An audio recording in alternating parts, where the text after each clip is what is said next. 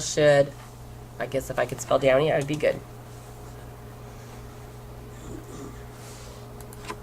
So do you guys understand not to make the criteria too narrow, but not too wide either? I mean, you just have to have a good balance. If you get something that's way too many listings, you can change some of the criteria. But it's sort of an art to know what you need and what you don't need.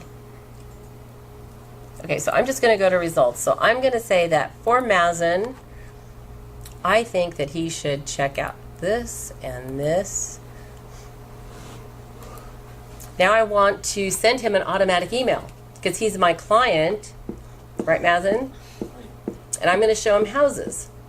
So what I'm going to do is send him an automatic email. So in order to learn how to do that, you have to hit save, new auto email. Are you following me? Now I have to create a new contact.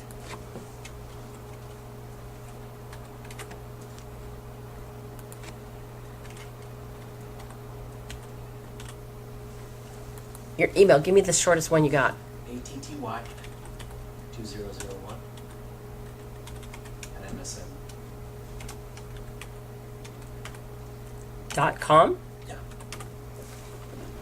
Okay, I can put his phone number in here. And no one's going to see this but you guys, or the person who inputs it, myself, okay? So now I'm going to save this. I'm going to blind CC me a copy. I'm going to put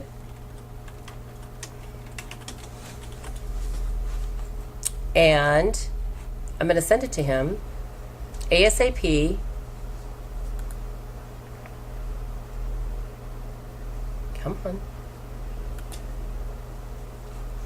All right, so now he's going to get that email. So I go back to my home, and it's going to say that I just sent something here. Let's check emails. If it sent it to him yet. Nope, it didn't send it yet. But it will send it. It's going to send you a welcome. Then you have to activate it. So let's go back to... Now, Marie, would that be the same process you'd go through to... For all your buyers. Well, I'm saying for auto emails, like let's say his criteria, and you just want him to have, something pops up tomorrow and you want to automatically send it to him. Well, if you have his email saved as a customer, you just put his email in and it will pop up, and then you can send it to him if you see it. It will automatically send it to him if it fits in that criteria. Okay. Okay, so I don't have to do it. So I put in there to send it ASAP, so as soon as that listing hits the MLS, it will automatically send it out to him. Okay? And then I can see here whether or not he looks at it. So see where there's a little light bulb? Apparently my errand guy likes this one. I have no idea which one it is. Well, he likes 23. Look at that. So when I look at his portal, this is showing me, because this guy, he wants all the units all over Southern Cal. Make up your mind. So it's telling, God. So is he an investor? Sort of. I don't care. No. Honestly, I have a lot of I don't cares on my list. But bottom line is, if there was, these are all the light bulbs ones. This means that these are things that he's like, ooh, look at that. That's interesting me. He has 5 that are that he loves. So what would you do with this information, considering this guy likes everything under the sun? Well, I already contacted him. He's not ready. His mother has to sell his or something. No, let's say okay, so if I saw this, I would say, hey, Aaron, I see that you like the one on Spring. When do you want to go take a look at it? All right, or have you, if you don't want to be that pushy, you could be, hey, did you see that email that I sent you on Spring Street? You want to go take a look at it? I think it fits everything you want. I don't know. It just depends on your style and how your communication is with your buyer. But for those 23 that he liked, how No, would you he's approach thinking about, those are sort of light bulbs. 5 are that he likes. Got it, okay. 2 are already off, 3 are off the market. So there's only 2 left of the ones that he's really in love with his heart beating. So How does it, is it by the amount of time he's... no, the buyer looks at the listing and goes, ooh, I like this one. It's piquing my interest. They click on it, like Yes. like So they're going to put the There's an heart, option. or they're going to put the Oh, they light do that, bulb. okay. Yeah. So when Mazen gets his little thing and he says, this is the house I love, then I'm going to call him and say, hey, are you ready to go looking? Any questions about that?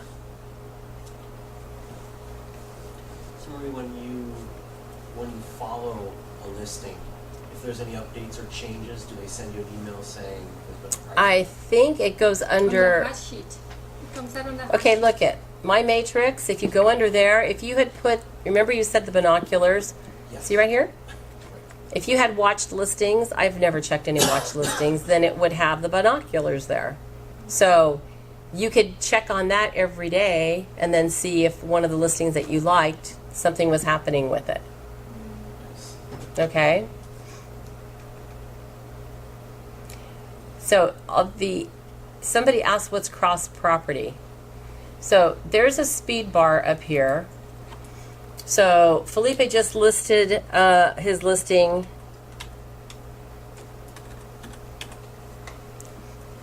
Let's say I know that I want to look for a specific address. So I go to 1129 33rd Street. This will use the cross property search. See the search bar where it says residential, detail, residential income, cross property. That means it just crosses all those descriptions. So when I put it here and I hit the little search bar, this is Felipe's new listing. Okay?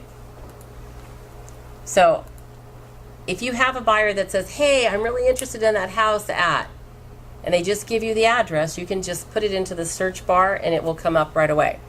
The problem is this really is East 33rd. I was gonna say it doesn't. It won't But if I search do it. that, it won't find it. So you can't put it east, west, north, or south. Or street, road. Yeah, you can't put street, you can't put the city. You just put the numerical address and the street name. Okay, and then you can look up listings that way. So if anybody has somebody for these, they're going to be open on Saturday. Saturday, right? Saturday, Felipe? Saturday, I have a whole bunch of people coming, just FYI. I'm trying to think what else that you guys would need that's important. I think this is probably the best feature. I hate this computer. It's never installed. So if you go to Realist Tax, you can put in an address and find out. You know how we went here and we found out who owns it, right? Well, if you didn't know the property wasn't listed yet and you wanted to look up the tax roll, you could put, if you go in here and you have a computer that has all the stuff that works, not like this one, actually it will give you, you could just put in the search bar the address and it will give you all the owner information, which is a really good, it's a good feature and it helps you when you're looking to list property. Do you guys have any other questions about Matrix? I mean, there's a lot to go through. It's just that right now I think as agents that are just starting out, unless you're going to do a listing presentation, your main concern is going to be searching for listings. I have a quick question. Yes. When you send the auto emails, doesn't it expire after 30 days? Well, No. they expire. Let me just show you. They do expire. So see this person, he never opened his. So you can go in and see this person never opened. Actually, well, I already sold her house. I guess I could just delete her. She opted out. And if your clients opt out, it's a pain in the butt to opt back in. So tell them not to opt out. It's better if you change the criteria so they don't get anything. But so this girl opted out. That means if I ever want to sell her house again, I can never send an email because she opted out. This guy never opened his. And so, no, wait, I'm sorry. I think these people opted out and these people never opened them. Yeah. I think that's how it is. So you can resend a welcome. There's a special bar somewhere that you can resend a welcome to these people. But they will be deleted after a certain amount of time. They do, and something else. When you delete it off. Well, they don't expire if the guy keeps opening them up every day. Okay. But if he doesn't look then they're going to expire. They'll say it's going to be deactivated after 30 days. Now let me ask you this: if you delete it from your matrix, if you delete it, does that mean it's deactivated or no? If you delete it, Yeah. no, but why would you delete it? Just giving an example. I know, I'm asking you, why would you delete it? Because they're not going in as much, And so that means that if you put somebody in here, you need to be active and proactive to be in touch with them, to make sure that they're looking at them. Like, for instance, so like let's say they're not pre-approved, and then you ask them like, oh, let's go get you pre-approved and stuff like that, and they say, oh, I don't want to, but then again they still look at your listings. Why would you need them to look at your listings if they don't even care to get pre-approved? You know what I mean? because I'll tell you why. Okay. See Miss Carla Bravo here? Okay. Well, we were going to sell our house and now we decided against it. Okay, Carla, I understand. Maybe next year. That's fine. Well, would you like me to keep you on the auto email so you can get a feel for the neighborhood and what prices are and what they're doing? Because when you're ready to buy in a year, aren't you going to want to know what the prices have done, if they've gone up or down? How are you going to investigate a neighborhood? She needs to educate herself where she's going to buy, as well as you educating her. Okay, because as an agent, if you show the best deal ever, the very first house you show a buyer, right? Steve, this is the best deal you can ever have. You know, this is a great house. I know this is the first house that you saw, but I want you to buy this house. And Steve goes, well, it's the only one I've seen. I want to see more houses. 6 months go by. I've shown him all the other houses, and he goes, you know what? Makes sense. The first one you showed me was really the best deal. Well, it doesn't exist anymore because he didn't buy it that day that I showed him. How did I educate him about that? Because for 6 months I showed him houses so he could learn the values in the neighborhoods and see what things are selling for. So she said to me, no, please keep me on the list. I'm going to look because I want to learn. And when I go to show her houses, my job will be easier because she will have educated herself about a neighborhood and what things are happening in. And maybe she'll say, you know what, Marie, I've decided I don't want to look in that city anymore because it's like, I don't like the area. I've checked the neighborhoods out. I've checked the listings. It's a proactive and it's a team kind of activity. So your buyers and you have to be on the same team, and you both have to learn about the areas, and you both have to want to do it together. They're not going to believe you if you say this is a great deal and you can't prove it to them, right? So I would keep them on, but you have to build a rapport with them, and you have to talk to them and say, so have you seen anything that's good lately? Are you ready? So Rita always says cut everything in half. So if they say I'm ready in a year, you call them in 6 months. How's it going? Have you looked at your listings that I sent you? What do you think? So if you don't keep on them, I mean, there's a point that they're going to not be buyers or they're going to be buyers, but every lead is a lead. So you've got to be proactive with it. Any other questions?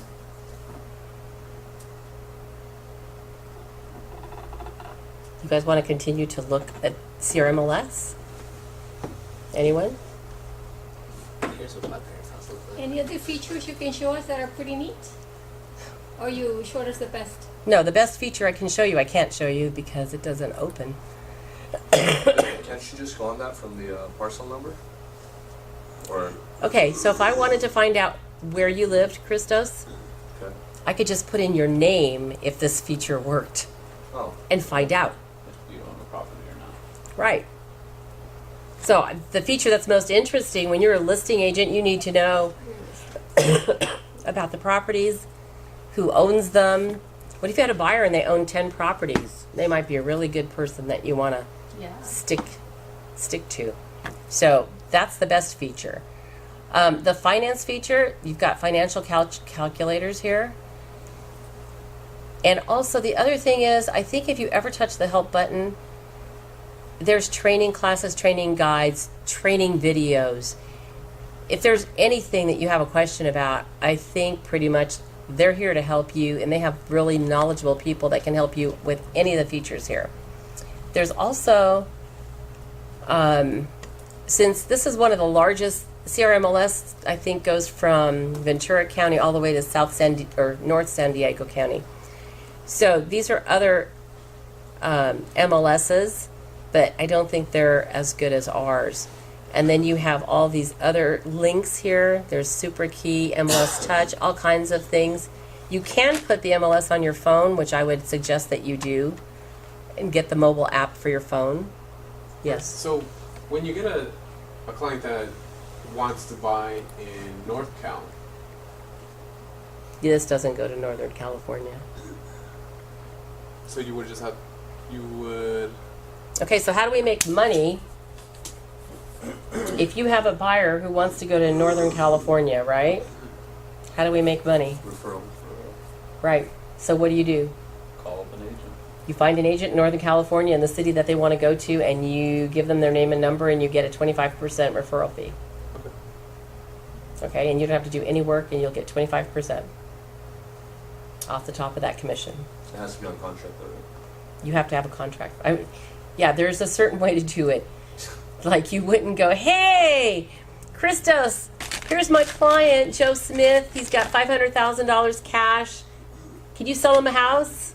And say, okay, call me when you buy it. No, you need to have a referral agreement in place before you give him all the information. It's 25%, right? 25%. It's negotiable. Okay, but that's the baseline that we go by. Well, let's put it this way. If you had to haul a buyer around, would you want to pay a 35% referral to someone? And you're doing all the work? And all they're doing is giving you a name. 25 is the standard. It's negotiable. Some people won't do anything. They want 30. Some people want 35. But it just depends on the person. I'd probably go 35. Without me, you wouldn't have it. It depends Buyer. too, right? Because Well, then they probably wouldn't want the buyer. Because there's two things that have to happen. I have a buyer or I have a seller that wants to sell a bad piece of property in Chicago. And the agent I called an agent, and the first agent my client wasn't happy with, so I found another agent, and then the agent doesn't want to take the listing because your seller, she's crazy. I'm not going to get her that much money for that. So you can't you have to put a number that goes with the client. I mean, if you had a $6 million client Yeah. and it was cash and it was going to be easy, maybe you could get 35%, but I don't think, it just depends. It's all negotiable. Just tailor to the needs then. Okay. I might have to give up, I might have to get 10% of like $65,000 or something stupid. I don't know. I can't even tell you. I mean, like I said, we could start doing comps, but I don't want to do that in this class. The next thing, yes? Just a quick question on the topic. Let's say I decide to buy something in a different state. I'm a real estate agent. Mm-hmm. Would I be able to get that commission that they're going to Yes. give, even though I Not the whole commission, just a referral fee. Do we have? if I was going to buy? Yes. Got it. So you want to buy something in Arizona, right? Right. You refer yourself to an agent in Arizona and ask them to give you back a 35% referral fee. Okay. Do we have any other affiliates in different states where we've already had? We just like randomly just go to Zillow and just be like, oh well, he seems kind of nice. Well, I always interview more than one agent. When I don't go to Zillow, I go to Google, and I just find. We used to have a book where they would have all the reciprocal offices, but half of them have gone out of business, so we haven't gotten an updated book since that time. Any other questions about the CRMLS? You guys ready for a break? This boring stuff? Because we have like contracts to go over. we should go over the contracts. We should go over the contracts.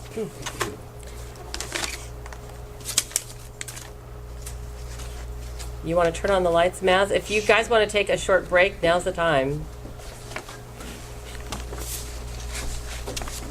I didn't know we had reciprocal links to other counties. Why? Oh, I didn't know. I thought we had to become part of their membership. Thank you. So I just learned something. This is good. Told you, you only have to learn one thing whenever you go to a class, and that's good. And it's a vehicle to make money.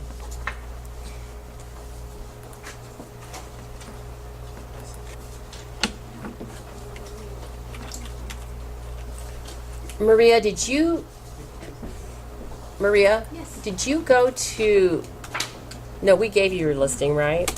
Yeah, you gave me a copy of it. Yeah.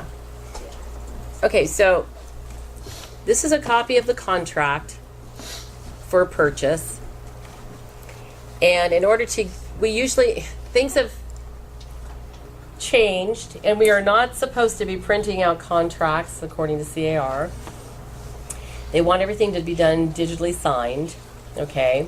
And unless the contract is completely filled out, you cannot print it, okay? The best way to get to your zip forms is go to car.org. Oh no. God, I forgot. I hope that's the right one. It's not, so. I don't remember Monday. So much for when,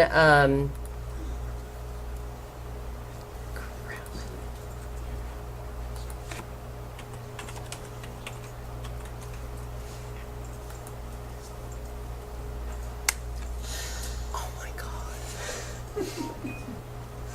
Can we all go back down to my office where my computer remembers it? Feel it, shit.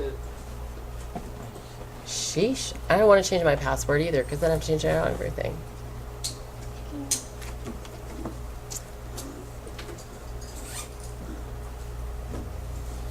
It's got to be. Wouldn't they send it to your email though and tell you which one it is? Yeah. They send you to the. Careful before it doesn't lock you out.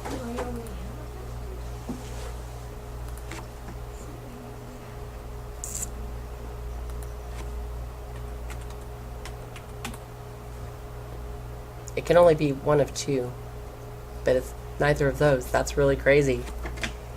Okay, let's go to the password thing. Or do you want me to see if I can sign this line with them?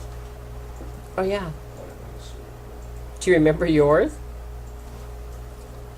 I think so.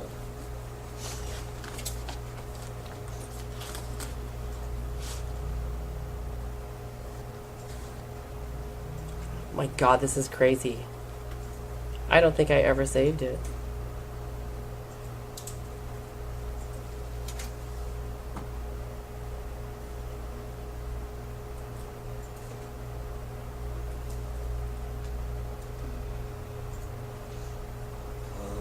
Wait a second.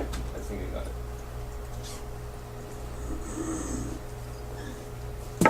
Do you have a pen? Oh, I got it.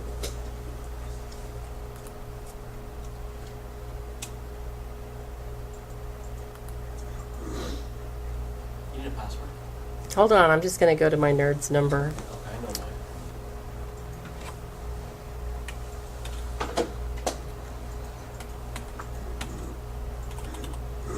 I didn't even think about the Got it. password. I was like, You want me to put it? well, let's see. Let's see if they're going to. We sent you an email. Okay. Let's see how fast they sent me an email. Oh, Mazen, you just got the email. Yeah.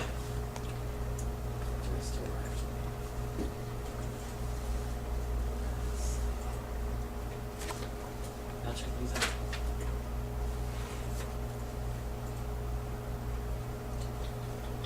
See, now I have to choose a new password. Not happening. Not ever happening. Ever.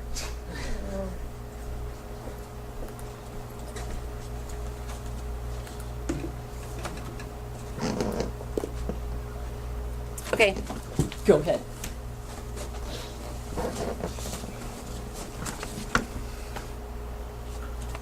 Now I'm curious, because now I'm thinking, what the heck did I do wrong? Okay, got it.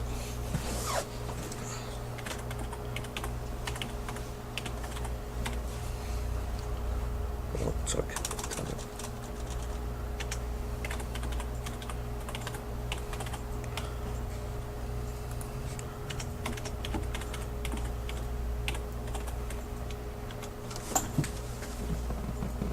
Let's see. Good? Ah, we're good. Let's do it. Now I get to see all Christos's deals. We're just gonna see an offer submitted. That's it. I'm gonna see what? An offer that's submitted.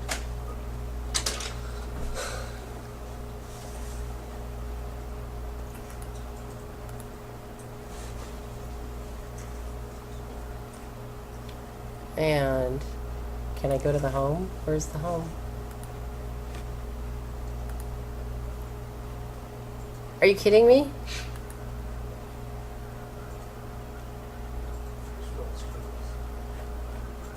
Okay, here we are. Oh, so you have been busy.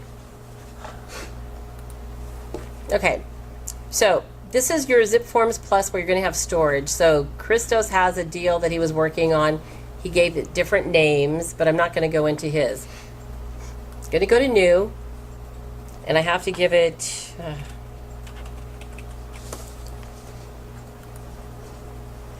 you have to just put in purchase or listing, residential, commercial, or whatever it is, save.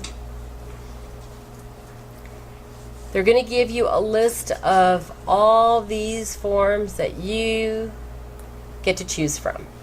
So I'm going to go back and do a little bit. Obviously, these contracts are written by attorneys. Okay? We are not attorneys. It is our job to make sure that our buyers and sellers only Mazin, okay. It is our job to make sure that your buyers and sellers know that this is a contract and it can be upheld in court. So your job as agents is to make sure that you fill it out completely and as well as you can. They have tried to make it so that you're not going to get in trouble by having all these wonderful clauses and stuff in here, but everybody likes to become attorney-esque and write clauses that sort of ruin the capacity of the contract. So make sure your buyers and sellers know that this is a contract. It's not to be taken lightly. A lot of agents in our area tend to think, oh, well, you can just back out. No, you cannot just back out.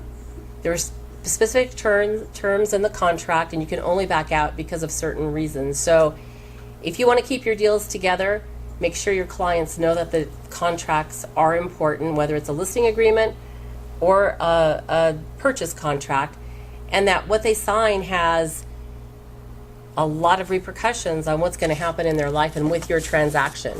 And you guys need to control the transaction. So if you go through this form, you're going to find a ton of forms that the attorneys have drawn up for you so that you don't have to practice law. So if you know the acronym for the form you're going to use, we're going to use the residential purchase agreement. That's what you have in your hand. Okay?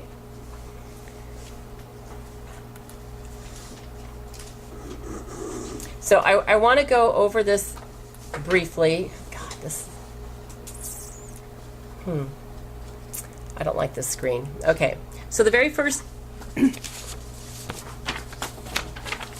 thing that you guys see is the attached forms. This is no longer part of it. I don't know how Maria got this in here, but the first form that you see is the agency disclosure regarding agency real estate agency relationships.